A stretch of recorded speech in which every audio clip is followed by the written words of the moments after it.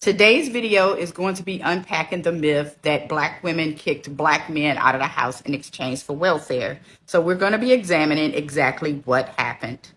So for starters, the program was created under the name Aid to Dependent Children by the Social Security Act of 1935 as part of the New Deal, in which was created as a means to tested entitlement, which subsidized the incomes of families where fathers were deceased, absent, or unable to work. It provided a direct payment of $18 a month per one child and $12 for a second child.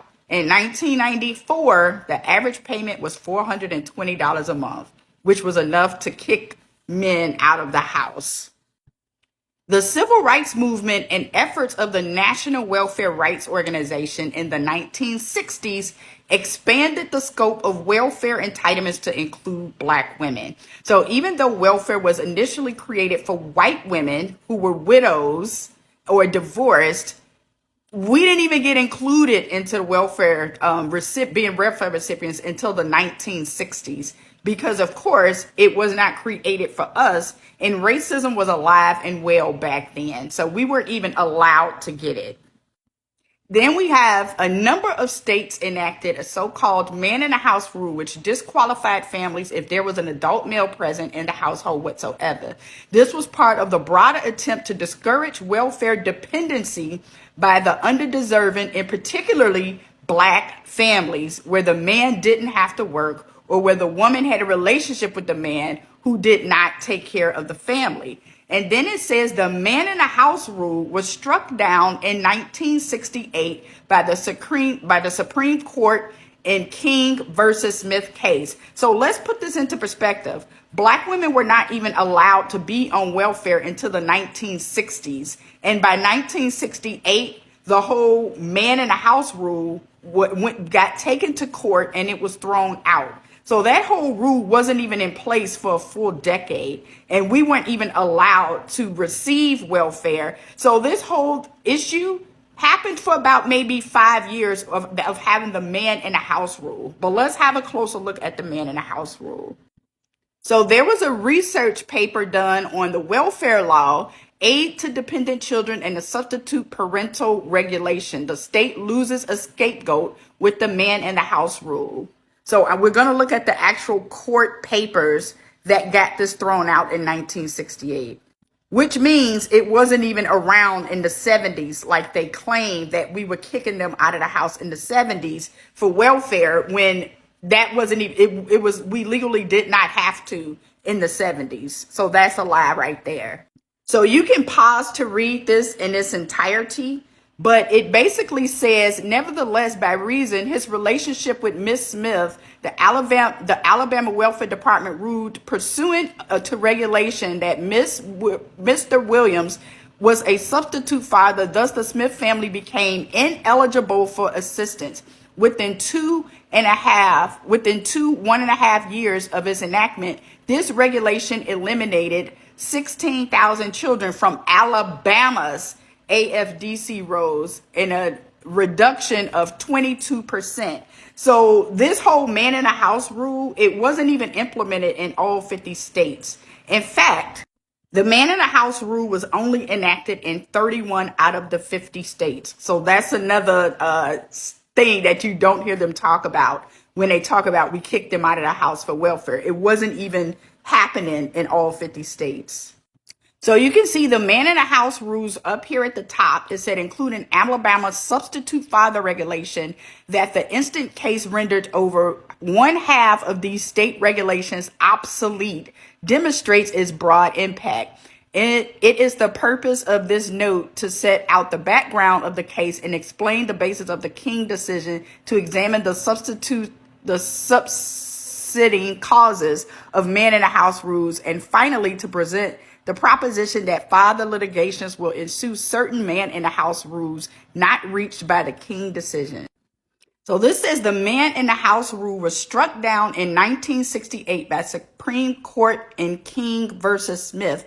Thereafter, families with males in the household were eligible for benefits if they were not deemed to be the actual or substitute parents, although any financial contribution on the part of the male to provide the family was still considered part of the family's total income.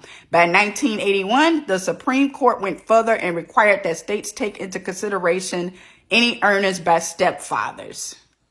So this says a grimy irony around these characterizations is that Black women became the face of welfare, even as the program had long been closed off to them.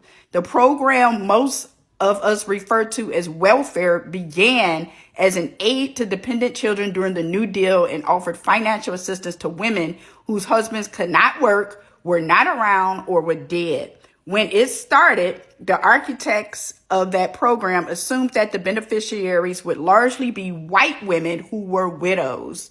Pramila Nadasan, the historian, told me, poor Black women were often rejected when they applied for those benefits, and if they did receive them, they might be conditional. In the South, Nadasan said that officials would do things like cut off welfare aid to Black women during cotton picking season. So even when we did get welfare, we were cut off because we were expected to work. Black women have always been expected to work and provide an income for their families.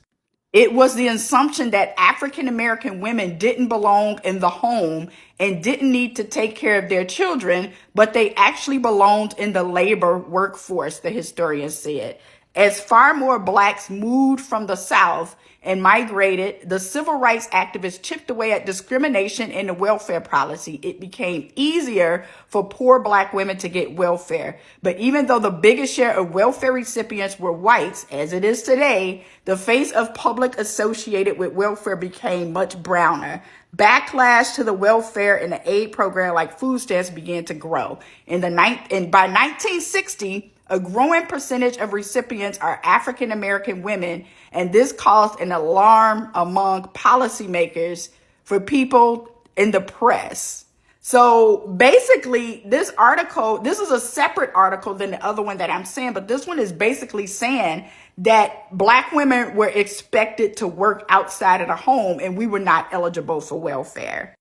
And when we were on welfare, if we had children, there was numerous instances where when a Black woman went to give birth, if she was on welfare, they would automatically sterilize her because they were deemed promiscuous and feeble-minded by their social workers.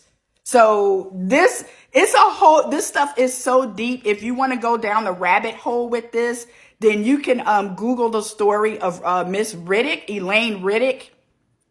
She came from a Black welfare family. She was molested and she became impregnated from someone taking advantage of her while she was, I believe, the age of 14. So she became permanently sterile because and I'm bringing this up because those same stereotypes that were put out there by people like Ronald Reagan of the welfare queen with his whole spill about that. I can make a video on that as well. But this whole idea that Black women just lay up on welfare to collect checks, that was racism that was promoted back in the 1970s, that Black women became the face of welfare. And it was all due to this one scam artist who was actually biracial, but because she had a drop of Black in her, that's what made them paint her as the face of the welfare queen and Black women.